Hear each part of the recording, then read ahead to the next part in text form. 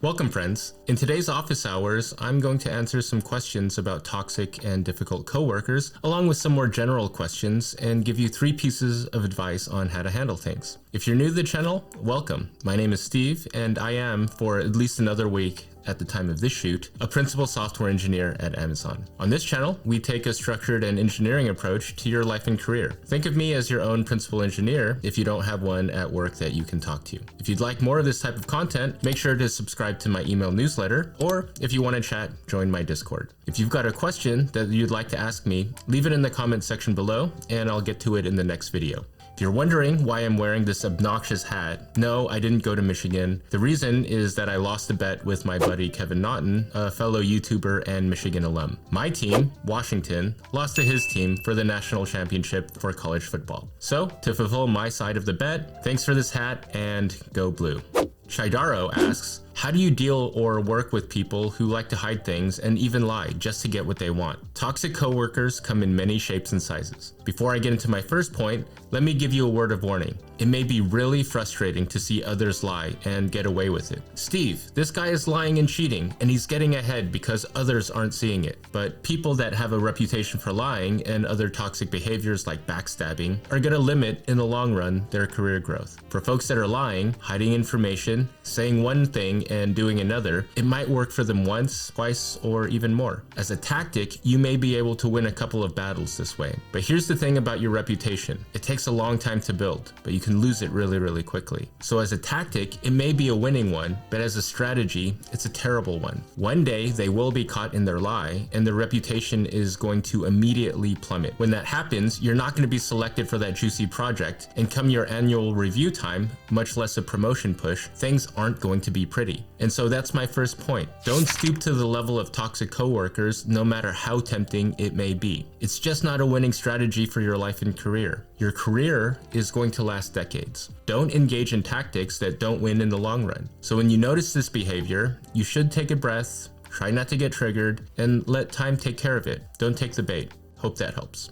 Kimchi asks, one issue I found with engineers retiring early doing YouTube is that they kind of run out of things to talk about. They either switch to skits or they switch to a topic they talk about entirely so that it's no longer about working as a developer. What's your plan for content should you decide to go into YouTube full time? Well, here's the thing. In terms of phases of my life, I went to school for about 18 years and I've worked at Amazon for 18 years. There's a lot to process, and continuing to work more isn't going to add a lot more novel life experiences or depth to my content. I've been coding for 30 years. I've got a lot of things to talk about, and I've got a backlog of over 100 ideas that I'd like to shoot, but I've never had the bandwidth to execute on. I'm not starving for ideas, I'm drowning in them. I also want to go bigger. I just recently passed my 3-year anniversary on YouTube, and I've only made like 30-something videos. That's less than 1 video a month. I also want to make more in-depth content that requires more research and is more challenging to execute on. Plus, I've got a lot of content about my soon-to-be former employer. Now that I'm done with Amazon this week, I'm much more comfortable talking about things. So, to answer your question, no, I'm not afraid of running out of ideas anytime soon. My problem is more that I have too many ideas and I can only pick a few of them, even with all of this newfound time. Got a lot of runway before I have to resort to doing skits and OnlyFans.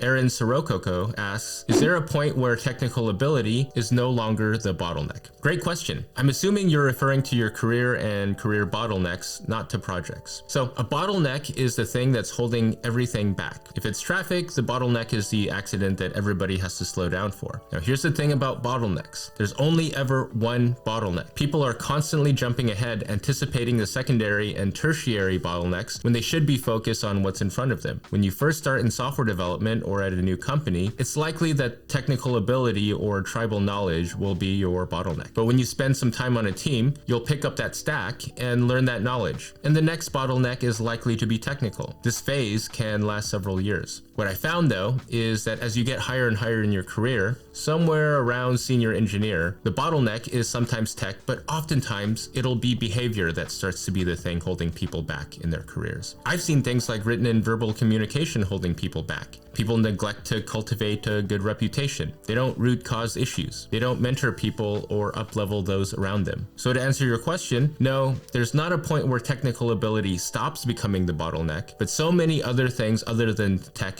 could be the bottleneck as you get more and more senior. If you can adapt to that, it will set you up for career success. If you ignore it because, hey, you're a coder, you code, and all that other stuff is a distraction, then yeah, it's gonna hold you back. Thanks for the question.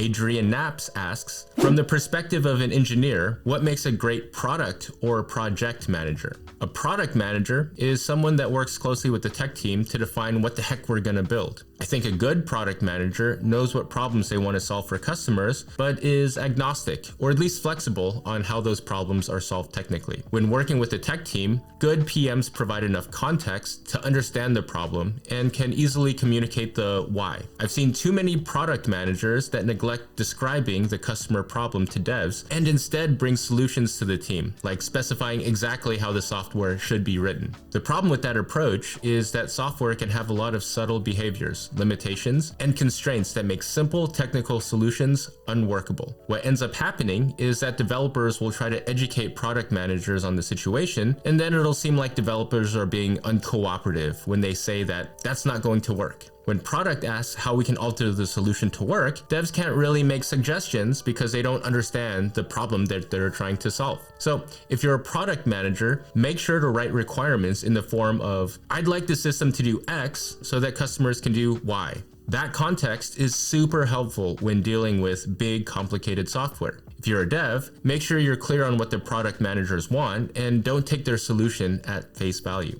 To answer your question about project managers, a good project manager is someone that uses a schedule as a tool to determine when the launch date is. A bad project manager is someone that uses an aggressive date as a tool to keep people productive. If a project is slipping, you can only do a combination of three things. You can cut scope, you can add more people and resources to the project, or you can move the date. A good project manager will be upfront about which of these three levers are going to be pulled and to what extent. If the date can't move, then scope needs to be cut or resources need to be added. If there are no more resources to be added, then scope needs to be cut. If the project manager is unwilling to budge on all three, well, then they're a bad project manager. If you're a project manager, don't let date pressure be your only tool. It's exhausting and people will start to avoid you. There are other levers that you can pull. It just requires doing the work to get ahead of things. A good project manager is proactive. If you're a developer, understand that dates are often frustratingly used to keep developers productive. When the team is not tracking towards a date, put those frustrations aside, roll up your sleeves, and work with the project manager to figure out how you can pull all of the levers to navigate out of the situation. Thanks for the question. Full Mastrinio asks, I left a company which had pretty bad management for what I thought was a better one. I interviewed carefully, asked all of the right questions, and ended up in a company with a manager who is micromanaging and forcing his technical opinion on the whole team of 5 senior software engineers. Nobody can say anything. I mean, we say and challenge, but he's abusing his power to get his way. My point is that I asked how the team works and everything to try and understand how they operate and was happy. They have outright lied to me, and now I'm looking to get out. I'm thinking as I hand in my notice to give him feedback and explain my reasoning for leaving. Steve, do you think it's a good idea or just not even bother? I'm sorry to hear that you're in this situation. Before I get into my second point about toxic coworkers, I want to make it clear that managers can also be toxic. And it's terrible because the relationship with your manager is the most critical one at work. A good manager can make your career take off, and a terrible one can stunt your career. I've had over 20 managers in my career at Amazon, and I've had the same manager for the last 5 years. So that means I've had more than 20 managers in a 13-year span. And when you have a population of that size, you're bound to have toxic people that are your bosses.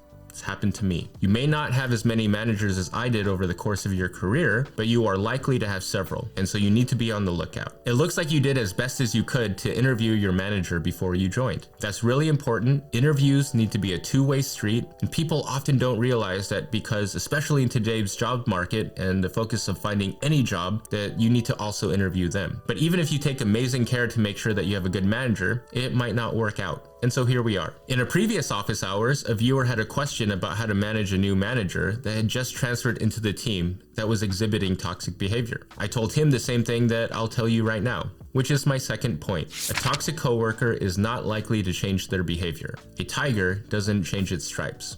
Now, it could happen. People can change, but it's unlikely. If your manager is terrible, use that as motivation to find another team. In the meantime, I think it's a good idea to talk to your skip level boss and to get a clear indication about whether this behavior is acceptable or not. If it's acceptable and your skip isn't going to do anything about it, it will make your decision to leave easier. If it isn't acceptable, then ask your skip what they're going to do about it. You don't want to stick it out in a toxic environment, especially early in your career, because unless you're super careful, their traits will rub off on you. So it's best if you have the opportunity to find a boss that isn't terrible to work for. It's not just an uncomfortable place to be in, but it could make you the difficult and toxic coworker in the future.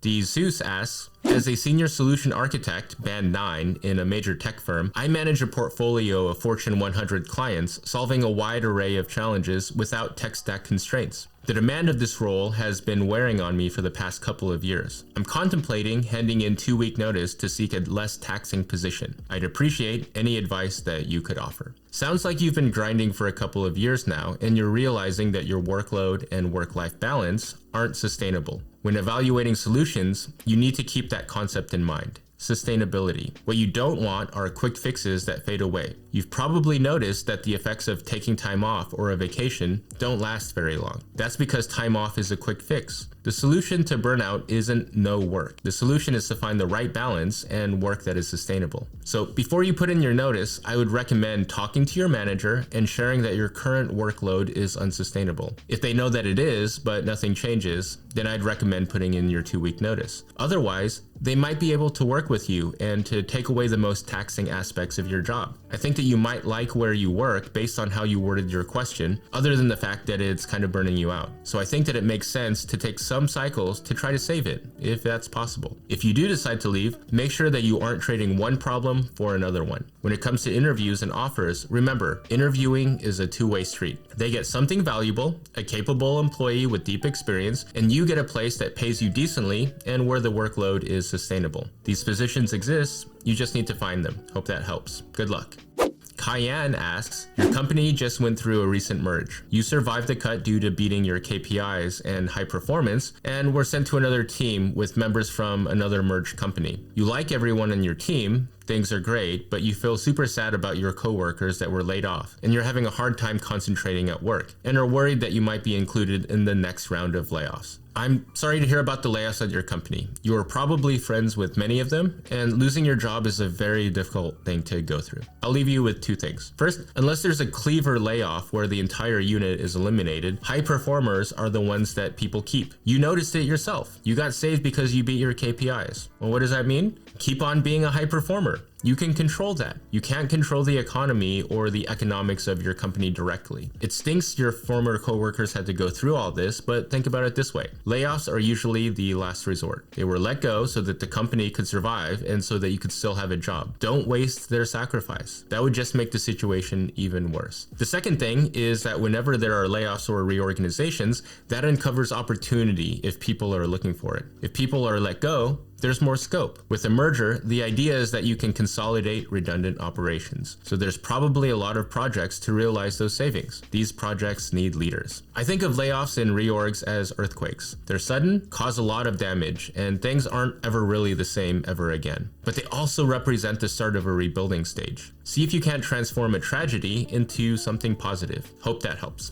Anonymous asks, I got fired multiple times now. I think the common reason was my behavior towards superiors mostly. What can I do to prevent that in the future? And also, how can I reapply again without showing red flags? If you think you got fired for the same reason multiple times, it's time to stop exhibiting the behaviors that got you fired. If you don't work on yourself, then it's just going to happen again. Behavior change, like I said earlier, is one of the hardest things that you can do. The first step is to gain awareness of the situation where you exhibit that bad behavior. Make a list of the critical interactions where you were insubordinate. What could you have done differently? What could you have said differently? How do other people react in similar situations? Without this introspection step, you don't have any chance of changing. Then, the important part is to catch yourself in future situations. Are there places in your personal life where you get triggered in the same way? If so, you can try to be aware of that fact when you're going down that unhelpful default path and reroute yourself. I also recommend seeking therapy. As software developers, we have this need to figure things out on our own, but it may be due to something that you can't see right now, which will make it impossible to stop.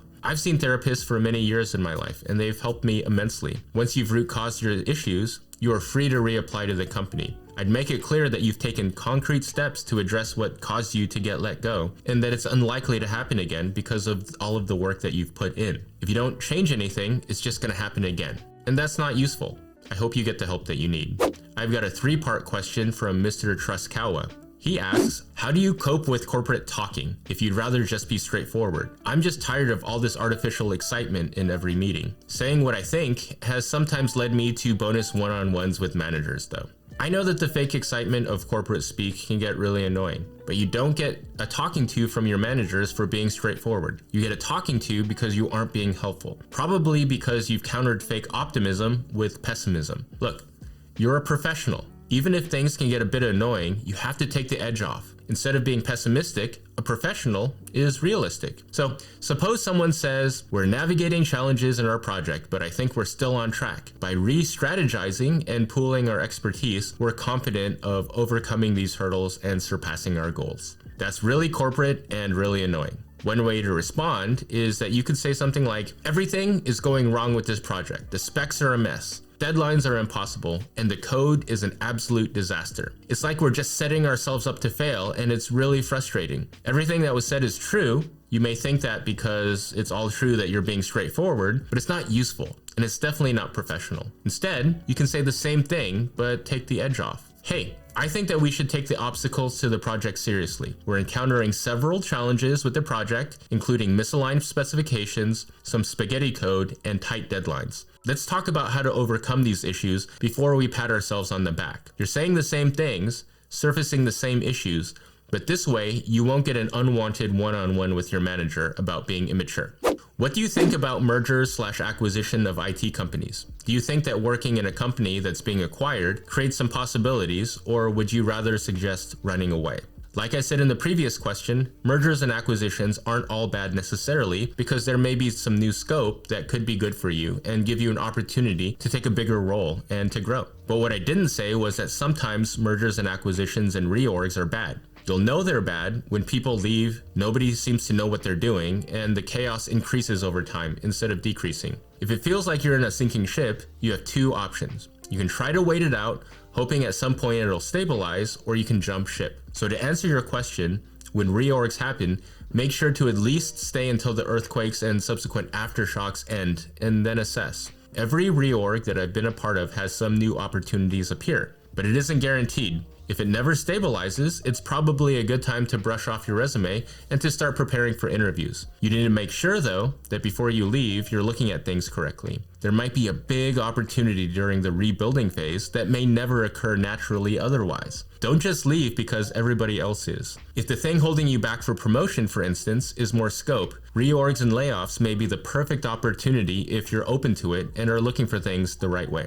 I'd like to take a second to thank today's video sponsor, Brilliant.org. I say this a lot, but I have an unlimited budget for learning and self-improvement. I spent thousands of dollars up-leveling myself after college. What I found is that Brilliant is the best way to learn math, science, and computer science interactively. Passive reading or watching videos is the worst way to learn something. It gives you a false sense that you understand things deeply. Brilliant has lessons on mathematics, computer science, AI, and more, with new ones added every month. They've just added a course on LLMs that I'm in the middle of. I'm no beginner when it comes to machine learning and computer science, but I'm also not an expert on the bleeding edge of generative AI. I use Brilliant to make sure that I have a solid understanding of the basic concepts and terminology. If I get the basics wrong during a meeting or a video, I lose a lot of credibility, which at this point in my career is my most valuable asset. Brilliant is a wonderful resource so that I can stay up to date on things that aren't my core areas of expertise. To try everything Brilliant has to offer, free for a full 30 days, visit brilliant.org/alifeengineered or click on the link in the description. The first 200 of you will get 20% off of Brilliant's annual premium subscription. New content is added frequently. They just added a course on predicting with probability, creative coding, and exploring data visually. I'd like to thank Brilliant again for sponsoring today's video.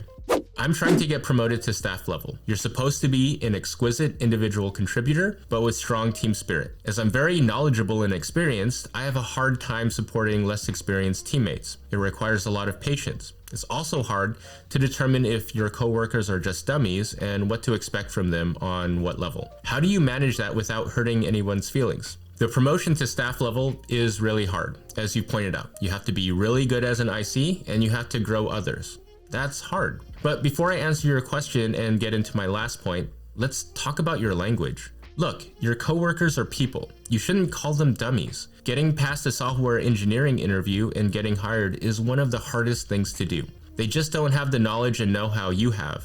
Yet, you really need to learn how to take the edge off your communications. I can see personally that it's holding you back. And if I was your manager, I would pull you aside and give you a bonus one-on-one. You're not telling it like it is, you're being a jerk. I have two pieces of advice for you. The first is to think of learning as an investment. With all investments, there's a period of time when the investment hasn't paid itself off yet. But the idea is that eventually you'll recoup the invested time and then there's a big upside. If it takes 3 days to teach somebody to do a task that takes an hour, as long as the next time a similar task comes down the pipeline, it only takes them an hour, it won't take that long for that investment to pay off, especially if you taught them so well that they can teach others. There's a possibility that you're working with incompetent people. If they're actually not capable of the job, then talk to your manager. But I find it hard to believe that that would be the case for all of your coworkers. The second thing to remember is that you shouldn't get impatient that your investment doesn't immediately yield results. Remember, there's a high upside to investing in others around you. When you buy a stock, the expectation isn't that it's going to the moon tomorrow. The idea is that it'll pay off over time.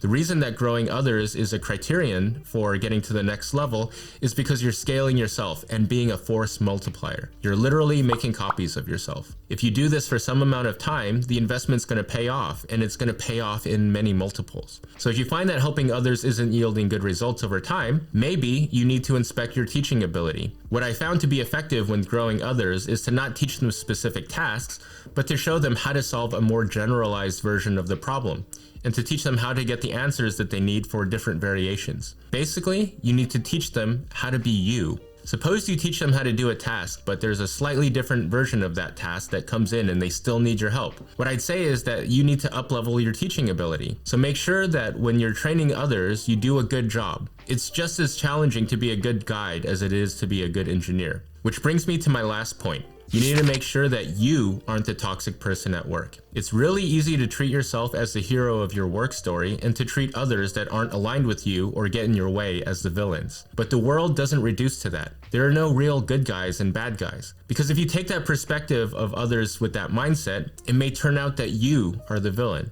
If you're watching this video, I think you're thoughtful enough to at least entertain that idea and to be reflective of your actions, even if your intentions are good. Because here's the thing, others judge us by our actions while we judge ourselves by our intentions. You are the toxic person at work if you exhibit toxic behavior, even if you have good intentions. So I think it behooves you to think about whether you're the toxic person at work wearing a stupid Michigan hat. Because if you are, it's within your power to address that by taking off that hat and changing your behavior.